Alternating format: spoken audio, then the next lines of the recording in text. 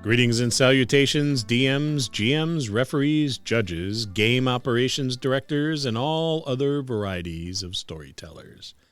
This is your DM, Scott, and it's time for another DM Quick Tip. It's the beginner DM, knowing the rules, this week on DM Quick Tips. So you're brand new to gaming, or maybe you're not. Maybe you've been a player for a while, but you can't seem to get your hands on a Dungeon Master. The big chair has been thrust upon you. So where do you go from here? I would suggest you start with the Rules Light system. Fate Accelerated is my first option. It's $5 for a physical copy of the book, so you could spend $30 and get a book for everybody at your table. The PDF is free over at DriveThruRPG, and it's only 40 pages, so it's an easy read, and it's pretty easy to understand. Now you may be thinking, well, I want to play D&D because fantasy is my thing. I get it. The beauty of the Fate system is that you can plug whatever genre you want right in there.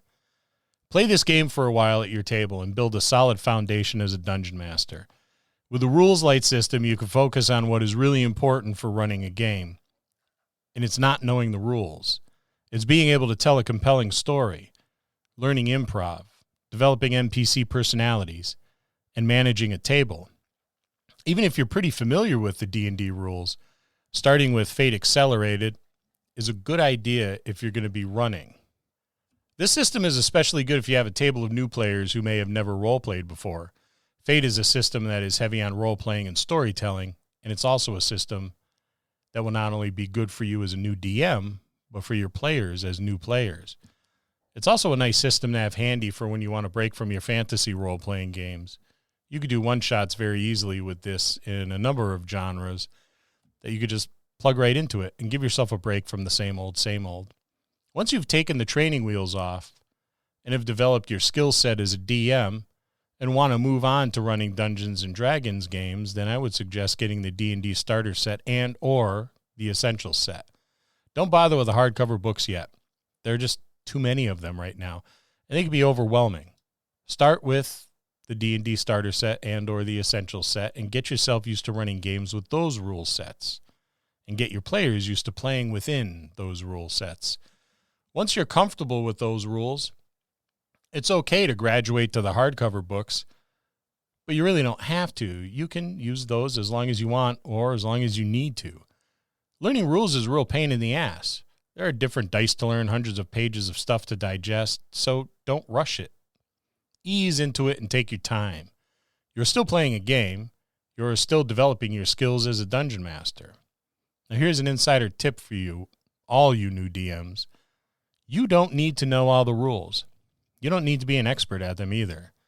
You can learn as you go and still have fun playing the game. And having fun is really the most important thing, isn't it? Improvise what happens if you don't know the rules. This is an important skill set to develop as a DM anyway, so it gives you practice.